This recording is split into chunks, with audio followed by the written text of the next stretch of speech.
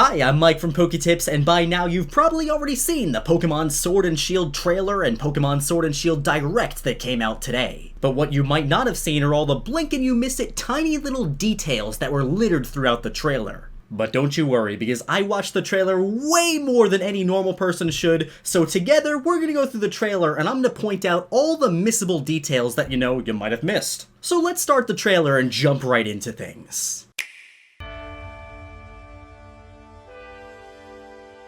The trailer itself starts off pretty normal. You see your protagonist, and you also are introduced to the new rival, Hop. However, around the 13-second mark was one of those moments where you might have missed. If you look closely at the Pokemon battle going on, it looks like your character sends out a Grookey, and your rival sends out a Sobble. What this means for us is your rival is continuing the new tradition of choosing the Pokemon that's weak to your starter. In traditional Pokemon fashion, like Red and Blue, Gold and Silver, the rival chose the Pokemon that was strong against yours to make the game a little bit more challenging. However, lately, the Pokemon games have been giving the rival Pokemon that are weak to yours, so you'd have an advantage over them, and it looks like that's continuing in Sword and Shield. Now, around the 20-second mark, we see a very cute scene where the 3 starter Pokemon run out and Scorbunny looks awesome like always, and then right after that, the female protagonist gives a little fist bump to Scorbunny, confirming that Scorbunny is the best starter. Anyway, I think that this scene is actually going to end up being the scene where you choose your starter Pokemon in the final game. If you look at Pokemon games like Sun and Moon, right before you choose your starter, you generally see all 3 of them in the overworld, and it looks very similar to the presentation of how they showed off the starters here. Then after that, we see a little scene where our player character runs past a big area with Diglett statues everywhere. If we take a look at the Galar region map that came out when we first got the original Pokemon Sword and Shield trailer, we can see this Diglett area is somewhere in the middle of the Galar region and very close to a Pokemon Stadium, which we now know has the gym leaders there.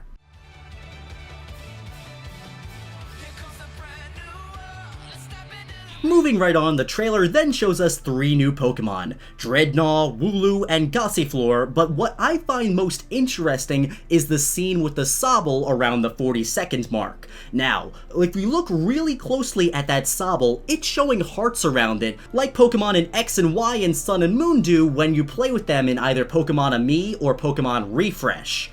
Also, if you look really closely at the background, you'll see a tent, which ties in perfectly with the confirmed leak that we got earlier today, revealing that the new way to play with your Pokemon in this game is going to be called camping, and you can play with your Pokemon in these new tent-like areas. From what we can see in the trailer, based on the way it flows, it looks like this tent is going to be on Route 1, so you'll be able to play with your Pokemon pretty early on in the game.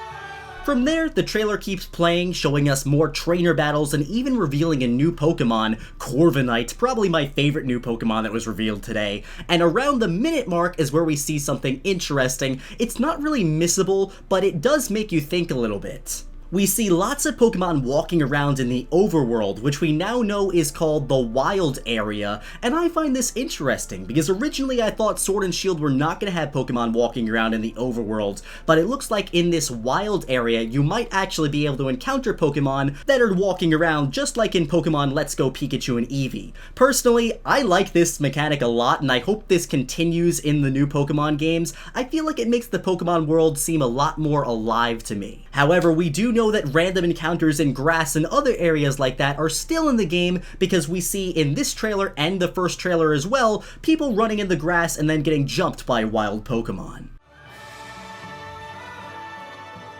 Then we see more and more of the wild area until our character starts riding on a bike. Now everything seems normal at first, but then immediately after they show us riding the bike, they show us riding a bike on water! Now the trailer itself doesn't really explain much about what's going on here, but a quick visit to Pokemon.com actually revealed that this is using a new thing called the Rotom Phone. Yup, it seems like not only is the Rotom Pokédex here to stay, but now it's upgraded into a phone edition.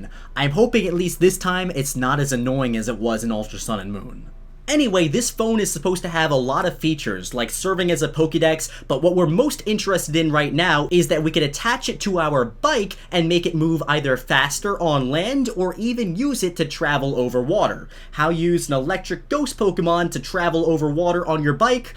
Only the Pokemon universe can make that work, but it seems pretty interesting. Now, another implication here is that we won't need HMs to travel across the water anymore because it looks like our phone is going to do that for us. In the full Pokemon Direct, it was also revealed that the Pokemon Corviknight will be replacing the Fly HM by using it like a taxi service where it'll take you from city to city. So it looks like, keeping with the tradition of the newer Pokemon games like Let's Go Pikachu and Eevee and Sun and Moon, we're not going to need HMs in the Galar region. A lot of people complained that they don't like HMs, and it seems like Pokemon and Nintendo are really listening by giving us other ways to travel across the region instead of teaching HM moves to our Pokemon.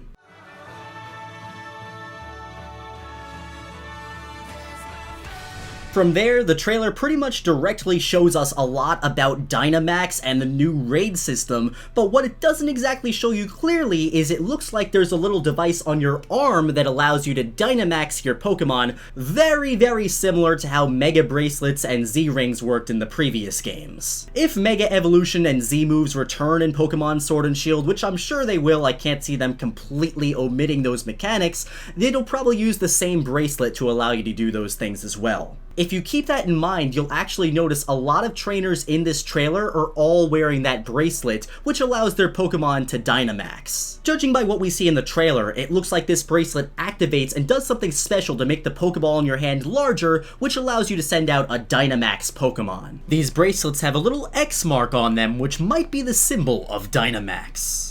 In addition, when they show the shot of all the trainers teaming up to take down the Pokemon, you can see that all of the trainers are also wearing this bracelet as well, which means they're all capable of Dynamax. I believe you'll probably get the ability to do this very early on in the game.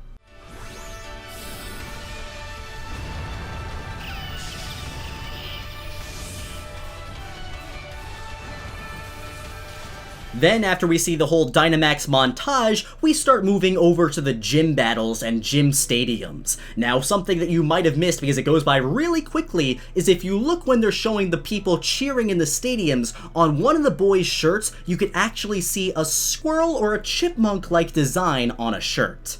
In past games like Pokemon X and Y, designs on shirts have often symbolized Pokemon, and judging by the same confirmed leaks that I covered earlier today, we know that there is going to be a chipmunk Pokemon that we could find in berry trees. This might be our first glimpse at that Pokemon. Its design seems to have a big black bushy tail, yellow face, and yellow belly, so judging by this design, it might be the new Pikachu-like thing of this generation. Every generation likes to introduce like a cute little mouse chipmunk-like Pokemon, like Pikachu, Pichu, Pachirisu, Minun, Plusle, so I'm assuming this is going to be Generation 8's special cute little Pokemon. Around the 2-minute and 11-second mark, we can see that the gym leader Milo also has that same bracelet on his arm with the X symbol on it that allows Pokemon to Dynamax, which makes a lot of sense because we know that this gym leader is going to use Dynamax Pokemon against us. Also, at the 2-minute 18-second mark, I don't think this is anything important, but I just wanted to point it out, the number 831 is pretty prominent on his back. 831 could refer to a Pokédex number of a Pokemon that he uses on the team, but I really don't think it's going to be anything important.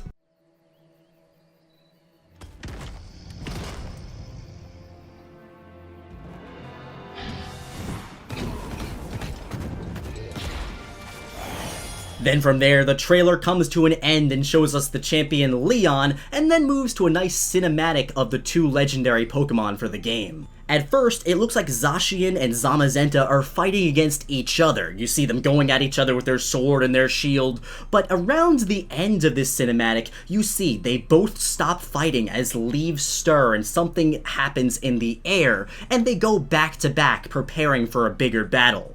Once again, referring to that leak, after this video, if you haven't seen my video covering the new Sword and Shield leak that is confirmed to be true, you should definitely check it out because it really makes a lot of things that I mentioned here make sense. But referring to that leak, it seems like there's a third evil legendary Pokemon that is somehow, some way gonna get into a conflict with Zacian and Zamazenta in Sword and Shield. All I could say, if two legendary Pokemon stop their fights and start to team up together, something big must be coming. And with that, my friends, you now know all the missable details in the Pokemon Sword and Shield trailer, unless I missed any. If I did, please let me know down in the comment section. I feel like I combed through this trailer really well, but I might have missed something. I'm only human. Also in the comment section, let me know which game are you gonna get, Pokemon Sword or Pokemon Shield. As always, thank you so much for watching. Hope you enjoyed the video. If you did, give it a thumbs up, and my friends, I'll be seeing you in the next one.